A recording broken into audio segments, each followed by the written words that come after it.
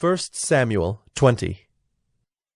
Then David fled from Naoth in Rhema, and came and said before Jonathan, What have I done? What is my guilt? And what is my sin before your father, that he seeks my life?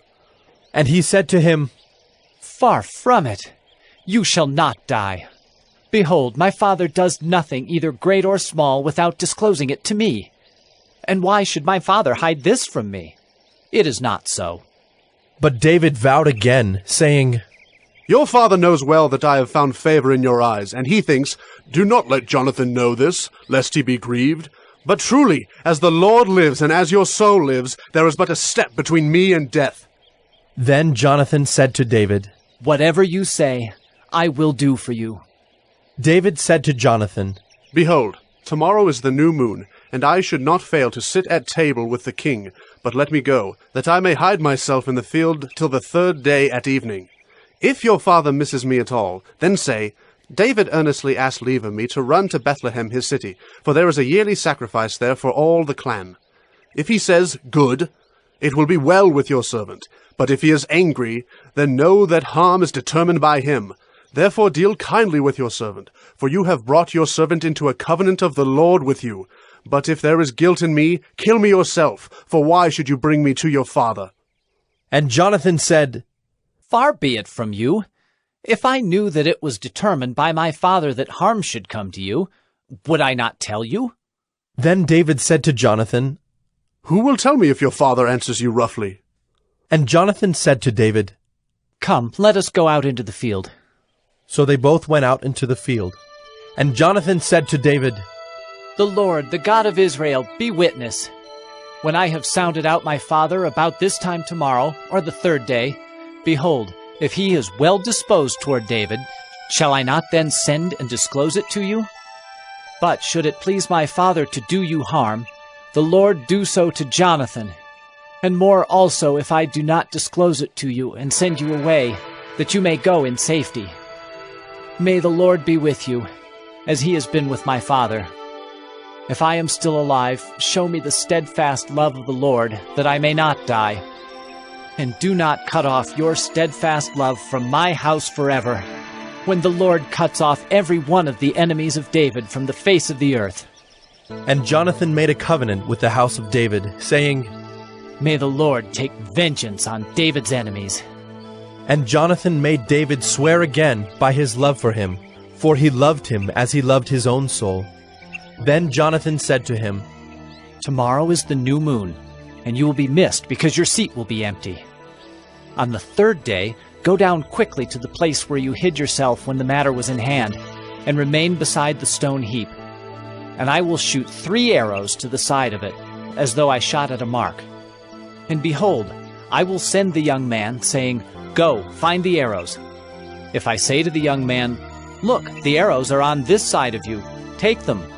Then you are to come, for as the Lord lives, it is safe for you, and there is no danger.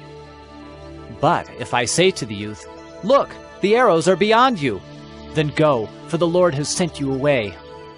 And as for the matter of which you and I have spoken, behold, the Lord is between you and me forever. So David hid himself in the field. And when the new moon came, the king sat down to eat food. The king sat on his seat, as at other times, on the seat by the wall. Jonathan sat opposite, and Abner sat by Saul's side. But David's place was empty. Yet Saul did not say anything that day, for he thought, Something has happened to him. He is not clean. Surely he is not clean. But on the second day, the day after the new moon, David's place was empty. And Saul said to Jonathan his son, Why has not the son of Jesse come to the meal, either yesterday or today?